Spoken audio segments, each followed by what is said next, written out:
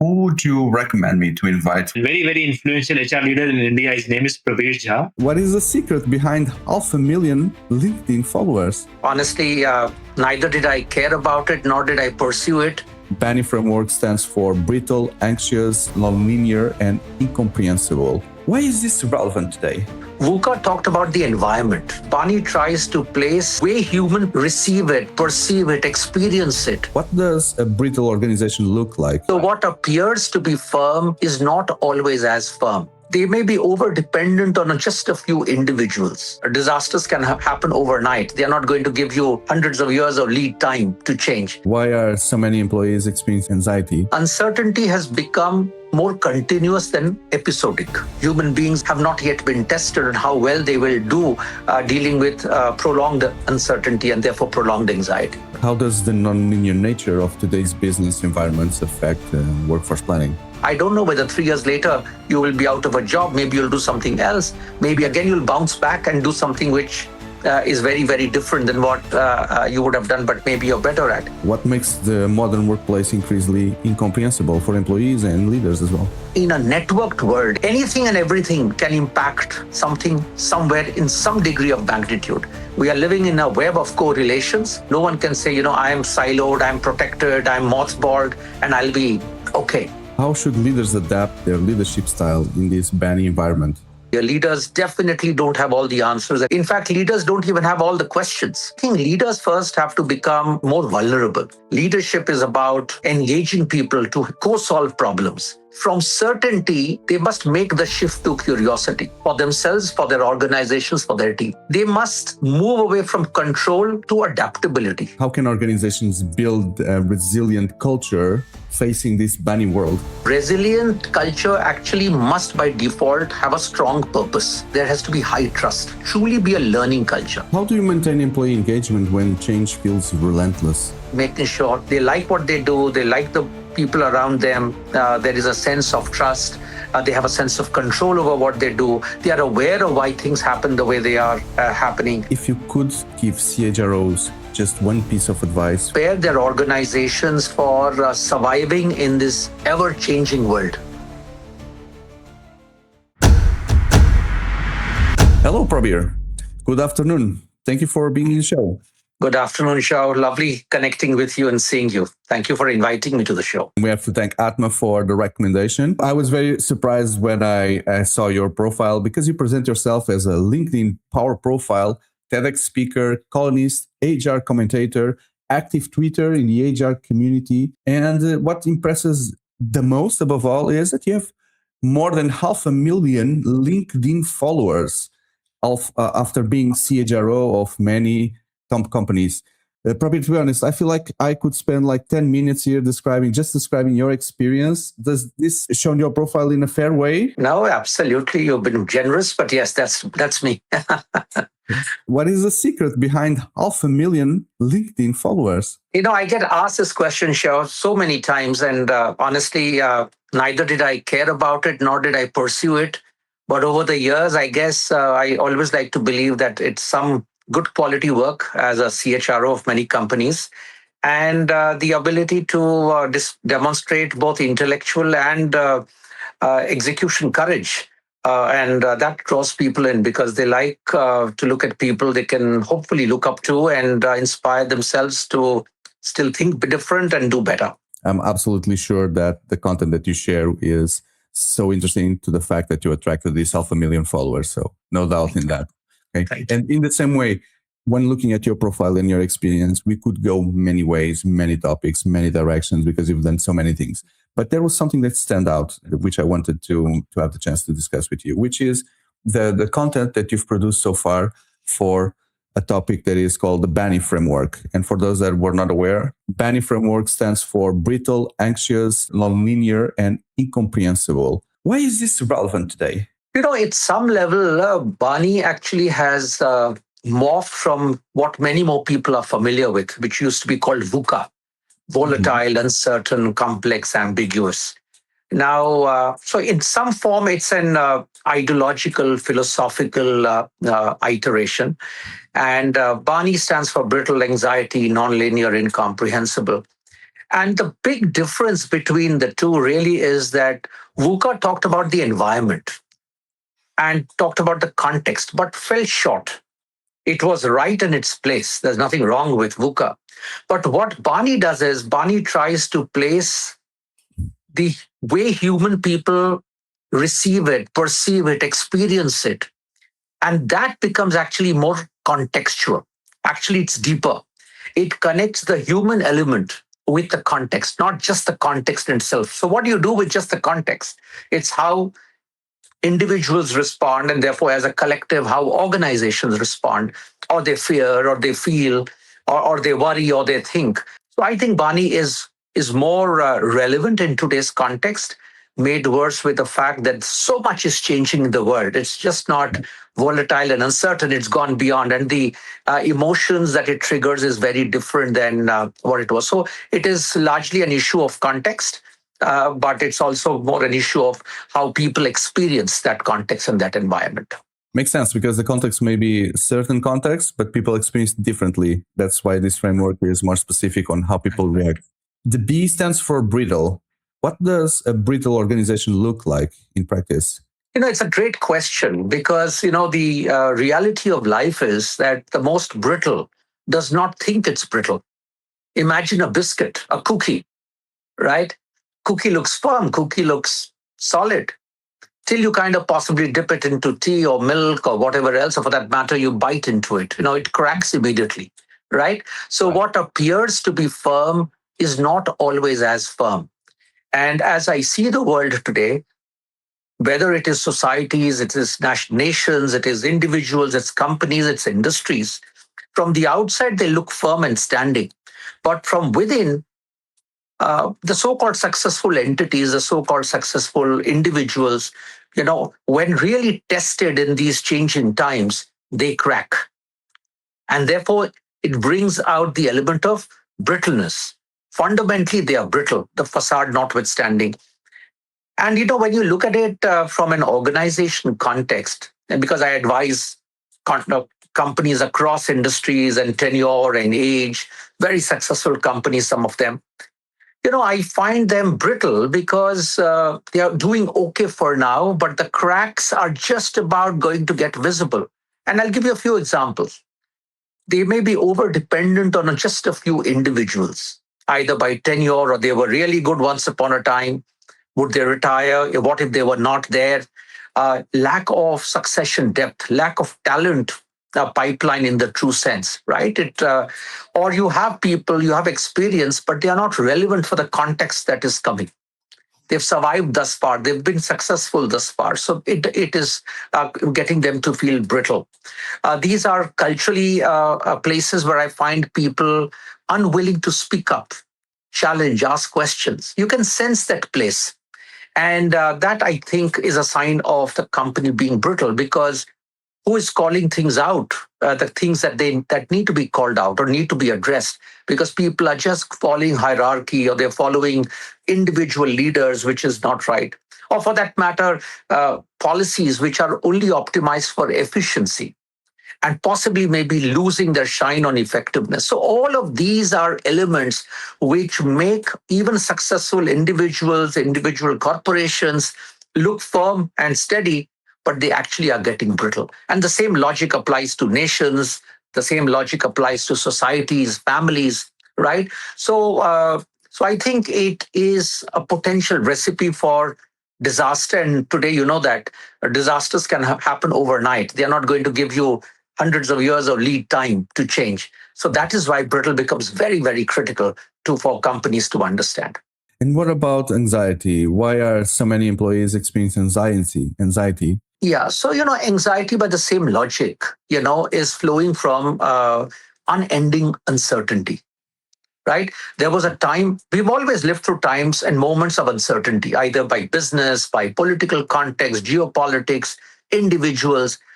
But what has changed and is continuing to get stronger and stronger, and as you look at the world around us, uncertainty has become more continuous than episodic. And therefore, anxiety is not something which happens in the moment and a week or a quarter later, it's over, it's past, and we are fine.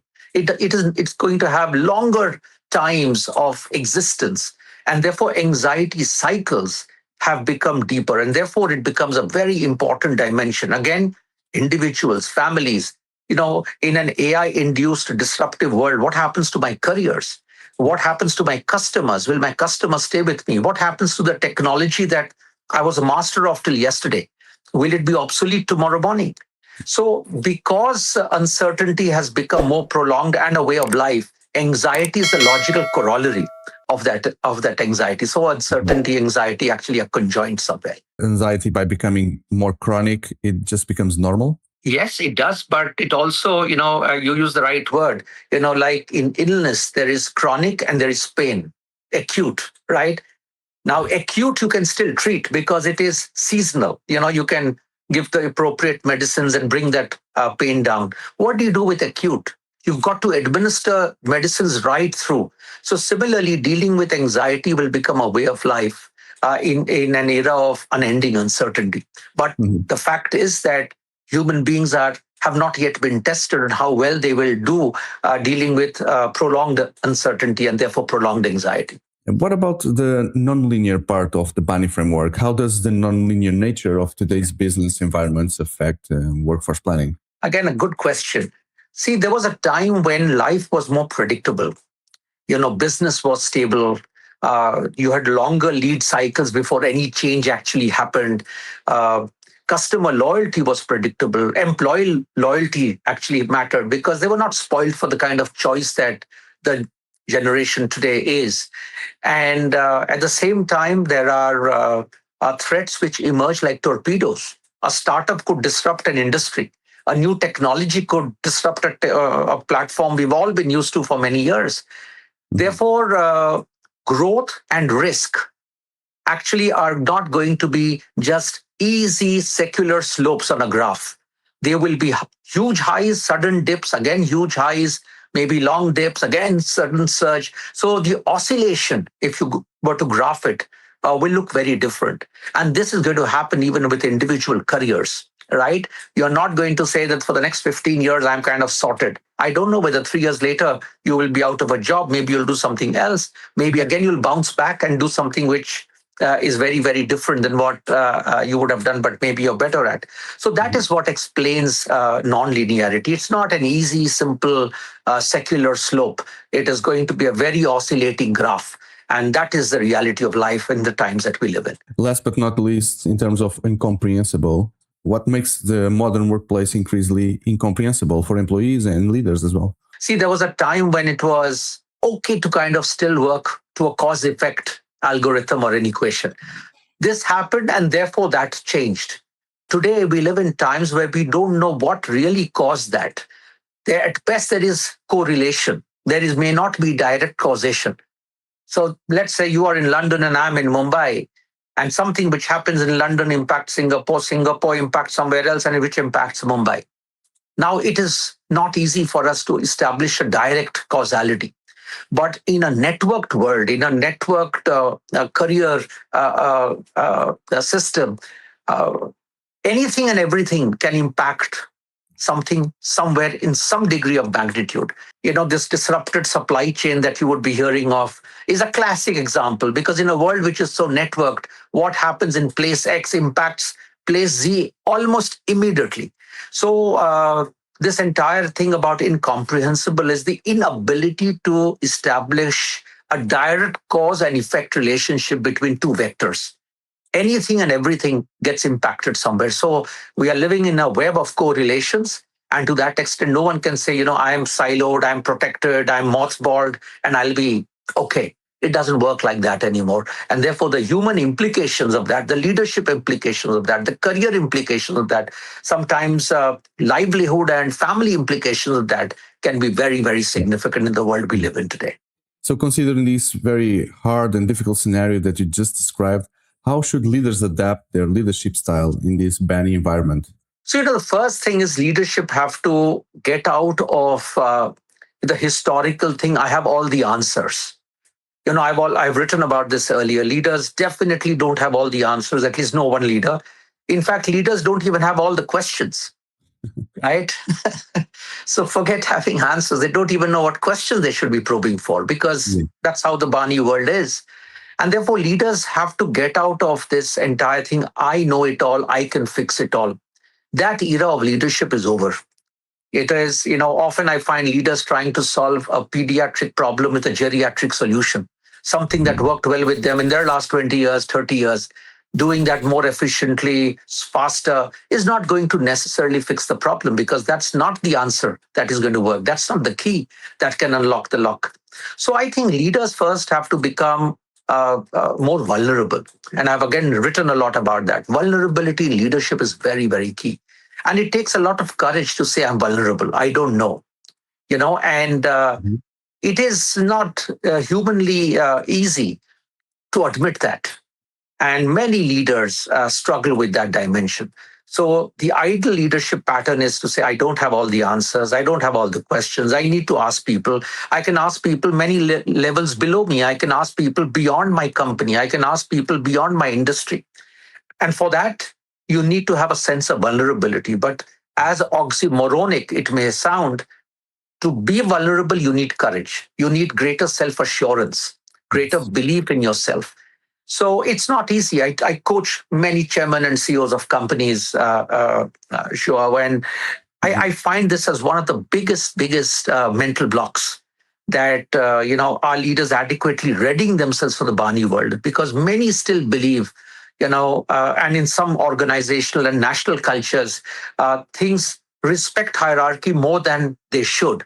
And such contexts make it worse for leaders, because people love to put their monkey on your shoulders and you're used to solving everyone's problem. But that's not leadership at all. Leadership is about engaging people to co-solve problems, to co-iterate on what really is the problem we are trying to solve, and help them sort and deal with possibilities and answers to that question, and give credit where credit is due to be given, not take credit and the limelight for oneself. Thank you for that. Such an interesting view. And I'm sure that it's not easy for certain leaders to come down from their place and assume that are vulnerable. They don't know the answers. They don't even know the questions, and have to rely on people they've never relied before to find the answers. So it's really a work that leaders need to do on themselves first for this new world that is. If I may, I tell a lot of my leaders, because it's a very core point, because leaders in my leadership in particular, there are leaders and leaders, there's little leadership. That's the current paradox again. Leaders have to accept that, your job is to help navigate people through this uncertainty together. It is not to kind of row them to safety. That's not necessarily doable, nor is it always practical. And therefore, there are going to be some key shifts, at least the way I visualize, in leadership. One is, from certainty, they must make the shift to curiosity for themselves, for their organizations, for their team. That's a very big change. As human beings, we like black and white. But the reality of the BANI world is it will perpetually be gray. There is very little black and white. So this is a big leadership mindset shift that they must do. The other, very clearly, I think, is they must move away from control to adaptability. Why do you want to control everything? Check in with me, ask me. And I find this abhorrible in many, many contexts. Many times things travel many levels beyond you, above you, where you'll not even know the context. But there is very little on adaptability. Let people understand. Those closer to the ground know exactly what is the solution needed. That's a big shift for leadership to make. Authority and trust, that's the other big shift to make. It's traditional leadership has been on authority, my rank, my years of experience. Mm-hmm. Today, it's about trust, right? Do people really trust their leaders? And many companies, they may not tell the leader on their face, but there is erosion of trust. But leadership today needs to be trusted. At the end of the day, even if you veto a suggestion, they need to trust your judgment, not because you are sitting in a certain chair, but they can trust you. And finally, it is about the shift from expertise to learning agility. You do not have to be an expert. No leader is expected to have all the wisdom in the world. But are you a true learner? Which goes back to the earlier point I made about vulnerability and agility. So we've thought about the leaders, but what about the organizations? How can organizations build a resilient culture facing this BANI world? see, organizations don't build cultures. People build cultures. Like organizations don't resist, people resist. Organizations never stop wanting to change. People stop wanting to change. And, to me, a resilient culture fundamentally needs to rest on its ability to adapt. If cultures are not willing to adapt, there will always be the issue of feeling corroded and eroded. Always. I have written about this again many times. Many a time people tell me, Prabir, I have a good culture or I have a bad culture. The issue is not about good or bad. The issue is it strategically relevant in the world that is changing and in this strategy that you are unfolding for your company? So resilient culture actually must by default have a strong purpose. I mean, do people understand the core reason for your existence? Is that exciting enough? Is that energizing enough? Is it gluing enough? And sometimes you find 30-word or a half paragraph statement on purpose of the company. It can be 2 words. But does everyone from the doorman to the chairman understand that purpose? Because that is what holds you through times when the world may doubt you. But you tell yourself, no, we are in the right place. We're in the right direction, right? Maybe there are certain tactical shifts we need to make, but our purpose is right. And it can be very energizing. So that I think is very important. The other is, I believe for resilience, there has to be high trust. And it is easier said than done. In an era where people are not sure of themselves, their jobs, not sure of their neighbors, sharing credit is not easy. Giving credit to someone else is not easy. Asking for help is not easy. We talked about leaders. The same applies to people down the line. You will do it only when you are willing to trust the other side, right? And I think it needs a lot of practice. It needs a lot of experience. It is not about mouthing the intent. It is about executing the intent. And small little things. And the challenge with trust is, it takes years to build and it takes a moment to destroy. So that I think is very important for resilience because it again keeps people together. They rally together. The third that I believe for resilient cultures, it must truly be a learning culture. That the orientation of that culture to learn from their mistakes, to unlearn maybe something which was very useful in their past. It is very difficult, Sheo, very difficult. Success is a difficult animal to tame, right?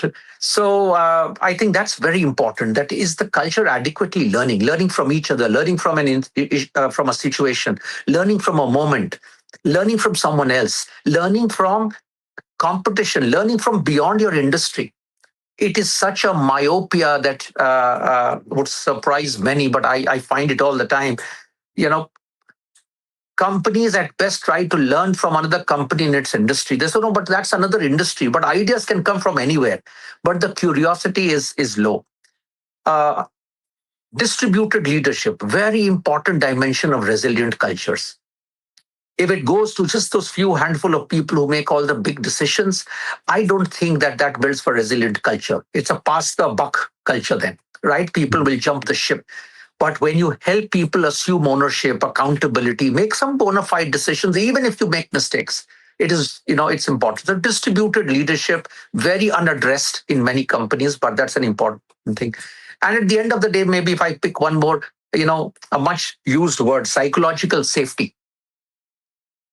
At the end of the day, am I safe sharing my views with you? Am I safe disagreeing with you? Am I willing to ideate? It is not about people saying, no, I ask people all the time. You may ask, but do you really want people to tell you? Yes. And tell you what you would not want to hear? So put together, because organization is made of so many people, it feeds on and off each other. And therefore, these are the kind of things that I believe more than just quiet efficiency that organizations should address to build resilient cultures. And I will end by making one comment. See, many leaders across the spectrum that I find, they're intellectually bright. They know their spreadsheets well. They understand numbers well.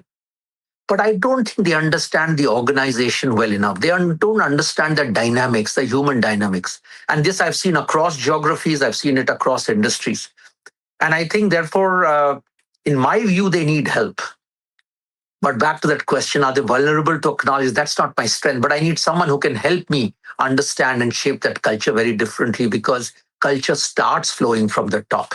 And whether you're the chairman or the CEO or the promoter, the what you do, what you don't do is seen by many pairs of eyes.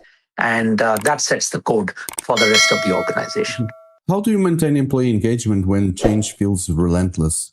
The definition of employee engagement, in my view, has changed. It is no longer about, those free pizzas and, having, one of those cafes in some of the marquee companies where you give food for free and the choice of food, etc. I think at one level, engagement is about work. Do they like the quality of their work? Do they enjoy doing what they do? Do they like being with the people that they work with, their peers, their teams, their managers, and so on and so forth? Mm-hmm. Unless that is addressed, I don't think you'll ever have employee engagement. Many, many people are disengaged because either they have poor managers or they don't like the work that they do. But who's listening? Who is asking? Who actually is speaking up comfortably? So that's the first thing that I believe is very important. Second is, in this BANI world, I think people across the spectrum, not everyone will have the same perspective that the C-suite has. Engagement comes not because of a policy change that you send out. People want to know why change is happening. What is triggering the change? Not just what we should do, but why should we do? And allow people to ask their questions, engage with them. They may not always like what is being done, but they will appreciate the context of why it cannot but be done or needs to be done. And I think it takes time. It again takes intent. It takes effort. So that I think is important. I also believe that only when you give people some sense of ownership, some sense of accountability, some sense of control over their jobs, small decisions that they can make, I think it builds greater ownership. It makes them feel more engaged. But because things are changing all the time, the boss will say, please check with me before you decide. Then his boss will say that, check with me before you decide. And therefore, it all kind of goes up.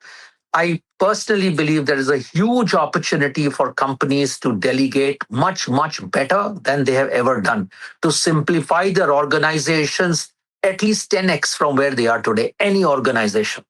And that's one of the key mantras I follow when I advise clients across the world. You have to simplify. So that's the second part. And the third is because we've talked about this context of uncertainty, right, that BANI typically will do. See, you cannot remove that uncertainty. You cannot remove that anxiety. But can you help them deal with that anxiety better?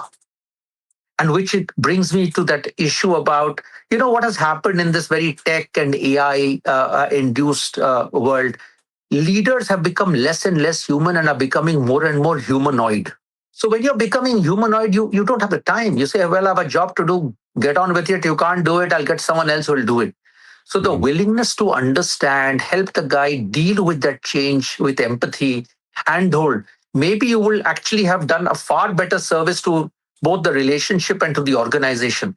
But they all feel, oh, it's a waste of time. I don't have time for it. So these are 3 or 4 small things that I believe that leaders and companies could do, which can help them build greater employee engagement. I don't think these freebies and all these picnics and parties alone, I'm not saying do away with them, but that's the panacea. The issue is really about making sure they like what they do, they like the people around them, there is a sense of trust, they have a sense of control over what they do, they are aware of why things happen the way they are happening, and just get that sense of appreciation and understanding. I know it is difficult for you, but just that acknowledgement, and it's still, we have a long way to go. We have a long way to go. And then when it comes to specific skills, what skills should organizations prioritize to prepare employees for this BANI future? So technical or functional skills will always remain important in whichever shape and form they are current, right? I mean, so if you were doing Java scripting and technology earlier and you are now doing something around the AI algorithm, that's a change of skills. So technical or functional skills in most areas would continue to evolve and change. So the headline view is that for sure you have to do. But to me, it's plain vanilla. There's no discussion about that. But a lot of what I believe is changing and should change is actually looking at skills in a more comprehensive way. It's not just functional skills, it's the behavioral skills. It's your leadership skills, it's your emotional skills. So help people learn. For example, willingness to learn is a skill, and people learn in 5 different ways. Now, do you allow people to choose the way they want to learn? Now, that's how organizations can change, but people will have to learn to think and say, okay, yeah, there's another way of learning that. Some people love to do it by doing it. Some people love by reading it. Some people love to see your podcasts. And everything is fine as long as you learn. So skills should be more about building a culture and an acceptance of learnability. How do you deal? You asked me a question about resilience. I think resilience is very important. How do you teach people to feel more resilient? Because things are not always going to go your way. So how do you deal with failure? So a lot of these behavioral dimensions, how do you acknowledge people? How do you deal with people? And people could be stakeholders, could be regulators, could be your team members, could be any. So I don't think companies have invested in the behavioral side of skill building as much as they should have. And howsoever neoclassical it may sound, I believe skill building has to be future led, and future will be both technical and functional, but even more importantly, being able to build within individuals and the collective the capacity to emotionally lead, deliver, work, survive, thrive in this BANI world. And that takes time. It's not in for a penny, in for a pound solution. And that is where L&D leaders, line managers, CHROs have to really rethink and allow people to learn these in a manner that they best feel comfortable learning, rather than force feeding them through a training workshop and attendance and stuff like that. That is so out of whack with current times. We are close to the end, Prabir, and it's been a wonderful journey. But still, I would like to ask you, if you could give CHROs just one piece of advice for leading in this BANI world, what would that be? I think CHROs must stop preparing people for a stable world or a stable work environment. I think they are trying to solve a problem which will never be solvable. They should actually prepare their organizations for surviving in this ever-changing world.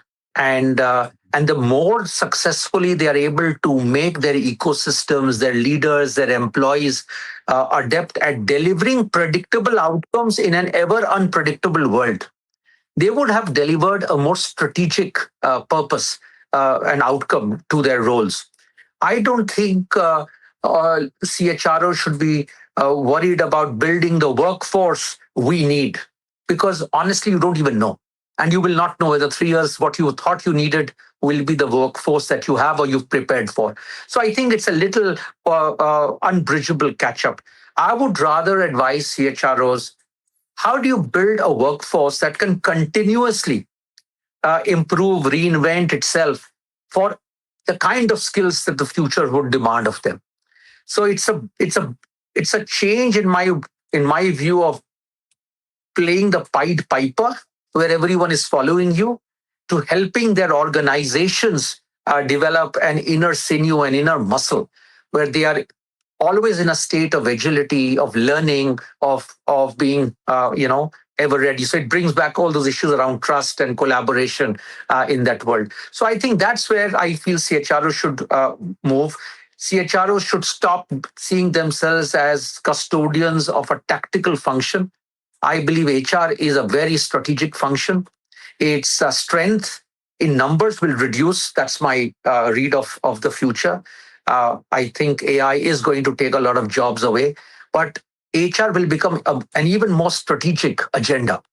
And 90% of the HR experience in any case is delivered by line managers, 10% only by the function.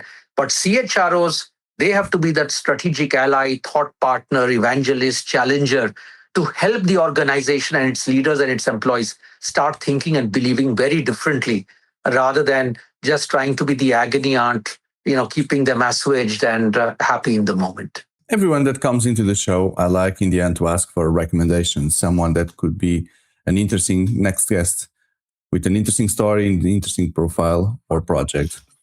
Who would you like to recommend? I advise a lot of startups these days, Xiao, in India. And there are some entrepreneurs with top pedigree backgrounds, top pedigree. Let's say they came from the best business schools, they were in private equity, highly paying, and then they came away to set up an industry or a company in my world, the HR world, right? I mean, it sounds that why would you make a choice? And when I listen to their stories and I listen to some of the good work that they are doing in trying to leapfrog HR, because there are so many such interesting entrepreneurs, it's a very, very exciting story. For me, it is both uplifting because they are much younger, they are very bright, they are taking the risks, and their struggles and their responses and their experiences, they continue to teach and inspire me. So someone like, a Piyush Bagaria, who runs a company called Salary Say. There's another very interesting guy. He's in the US now. He used to work for me, Blue Chip MBA. He set up a company which is doing some fantastic work in the area of reimagining performance management. Now, his name is Sharthak. Challenge accepted. Thank you for the recommendation. And thank you as well for your time today to share with us this view about the world today. For everyone that is interested in connecting with you, if not connected yet, if not part of the Alpha Millions, I have left the link for your profile in the video description. And let's see where those conversations takes. Thank you very much. Enjoyed being on the show. Thank you once again. Likewise, enjoying having you here. Have a nice day. Goodbye. Bye-bye.